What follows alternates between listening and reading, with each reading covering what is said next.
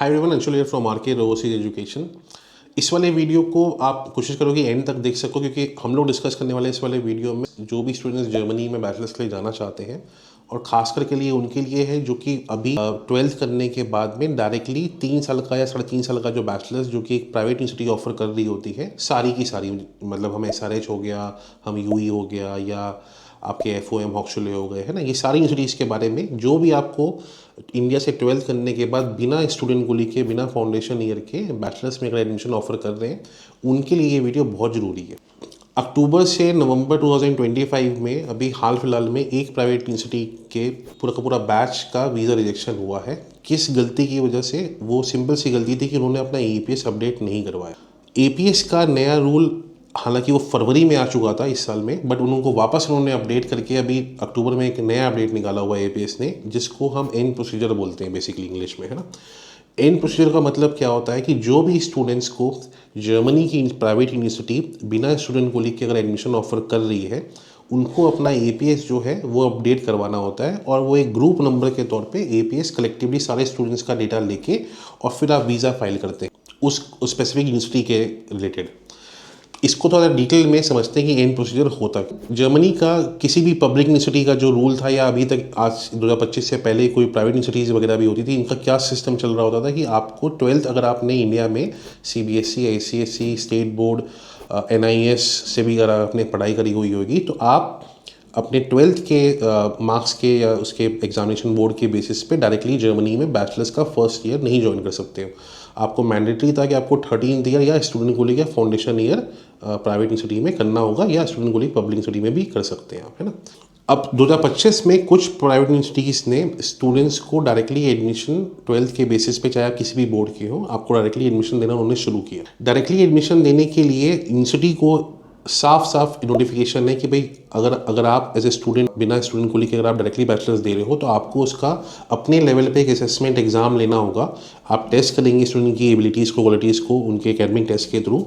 और आपको जो यूनिवर्सिटी है उनको जो भी बच्चे ने टेस्ट में स्कोर किया है, वो स्कोर को वहाँ पे मिनिस्ट्री को, जिस भी स्टेट में वो कॉलेज है, यूनिवर्सिटी है जर्मनी में, उनकी मिनिस्ट्री को वो स्कोर जमा कराना पड़ता है। वो स्कोर जो है वो फिर APS वालों को अपडेट करती है, वो जर्मनी की जो मिनिस्ट्री है वो APS इंडिया को अपडेट करेगी,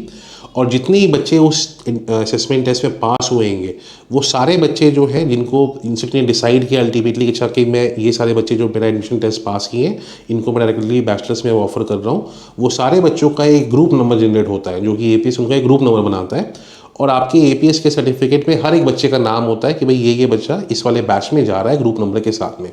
और आपको उसकी अलग से पेमेंट भी करनी पड़ती है। अगर आप मान लेते हैं कि अगर आपके पास में APS सर्टिफिकेट आपने 12th के बिहाफ पे करा रखा है, जो आप देखेंगे कि आपके APS सर्टिफिकेट में 12th के बिहाफ में लिखा हुआ आता है कि आप स्टूडेंट कोली के लिए एलिजिबल है ना,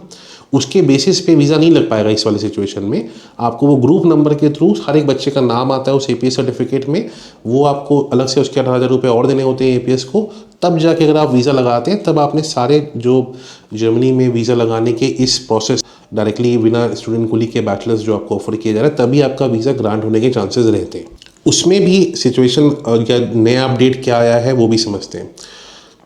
जो ग्रुप नंबर जो हमेशा इस्टेब्लिश रहेगा, या ग्रुप नंबर के थ्रू आप डायरेक्टली 12th के बाद बैचलर्स जो जा सकते हैं, वो यूनिवर्सिटी सिर्फ उन्हीं को ऑफर कर रही होगी जो कि सेम ईयर में अपने 12th पास किए। कि जो बच्चा 2025 में इस साल जिसने 12th पास किया होगा, वही स्टूडेंट है जो कि ग्रुप नंबर के प्रोसेस के थ्रू जर्मनी में डायरेक्टली बैचलर्स के लिए एलिजिबल रहेगा। सेम, या तो वो अक्टूबर का जो 2025 का इंटेक था उसके लिए, या वो समर इंटेक तक भी 2026 तक भी एलिजिबल रहेगा।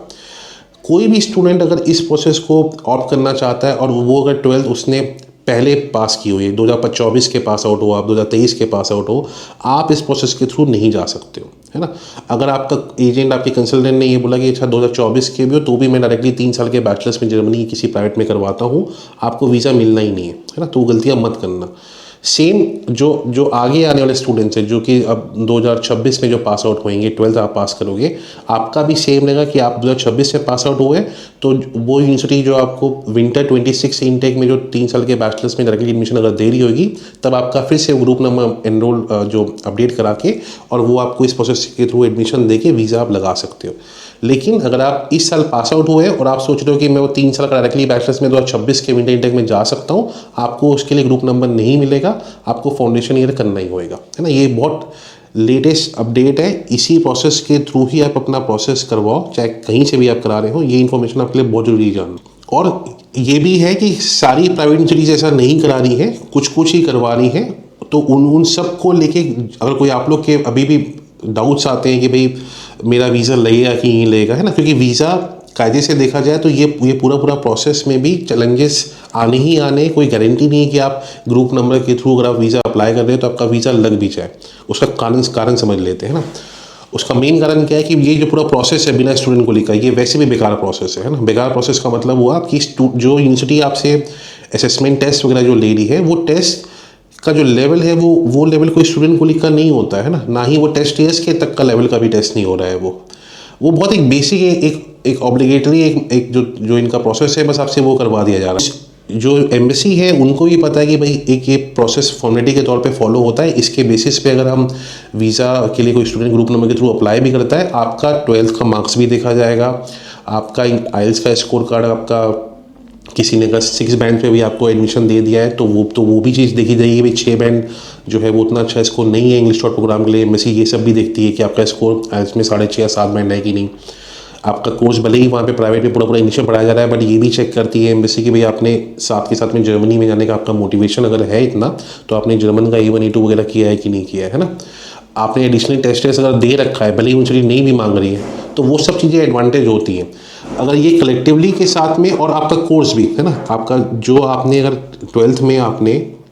PCM लिया हुआ है तो ही आप इंजीनियरिंग के कोर्सेज को ऑप्ट करो, क्योंकि प्राइवेट यूनिवर्सिटीज़ आपको PCM ना लेने के बाद में भी एक अलग से एडमिशन से पहले एक और फाउंडेशन कोर्स के नाम पे एक कोर्स करा देगी और बोलेगी कि आप मेरे पास टेक्निकल में भी आ सकते हो, है ना। वो उसका वीज़ा लगने के चांसेस बहुत कम रहेंगे। इसलिए जो आपके 12th के जो सब्जेक्ट्स हैं उसके रिलेवेंट में ही आप जाओ। आप एम्बेसी के नॉर्म्स के हिसाब से सब चीज़ें पूरा कर रहे हो, तब आप वीज़ा लगाओगे तो ही वीज़ा के चांसेस बनेंगे। जर्मनी में आज के टाइम पे एडमिशन मिलना प्राइवेट यूनिवर्सिटी में कोई चैलेंज नहीं है ना। एडमिशन मिलना सबसे आसान काम हो चुका है आज के टाइम में। सारा का सारा फोकस आपको सिर्फ वीज़ा पे देना चाहिए कि क्या मेरे को वीज़ा मिलेगा कि नहीं मिलेगा। वीज़ा ही नहीं मिल पा रहा है तो आपने जो 1 साल की पूरी फीस वहाँ पे दोगे प्राइवेट में वीज़ा अप्लाई करने के लिए, ब्लॉक्ड अकाउंट का दोगे, 20-25 लाख आपका टाइम गया वगैरह वगैरह, है ना। ये सारी चीज़ें आपकी वेस्ट हो जाती हैं अगर आप वीज़ा पर्सपेक्टिव से अपना एप्लीकेशन अभी से प्लान नहीं करते हो तो। और वीज़ा को लेके ही अगर में से कोई भी डिस्कस करता है, मैं एडमिशन से पहले से वीज़ा के पर्सपेक्टिव से ही बात करना चाहता हूँ कि एडमिशन आपका हो जाएगा। वीज़ा के लिए आपको किस तरीके से प्लानिंग करनी चाहिए, यही हम लोग का मेन ऑब्जेक्टिव होता है कि मैं आपसे डिस्कस कर सकूँ।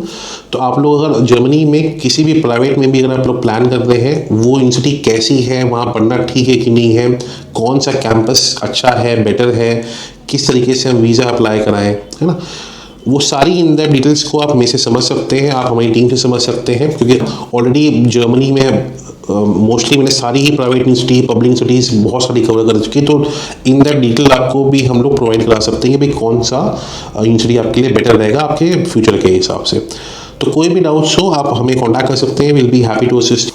और कॉन्टैक्ट करने के लिए नीचे आप हमारी वेबसाइट है, आप वेबसाइट में भी जा सकते हैं, आप वहाँ पे अपनी क्वेरी छोड़ सकते हो। ईमेल आईडी मेंशन की हुई है हमने, आप ईमेल कर सकते हैं हमें, या आप हमें डायरेक्टली कॉल भी कर सकते हैं। So thank you for watching this video.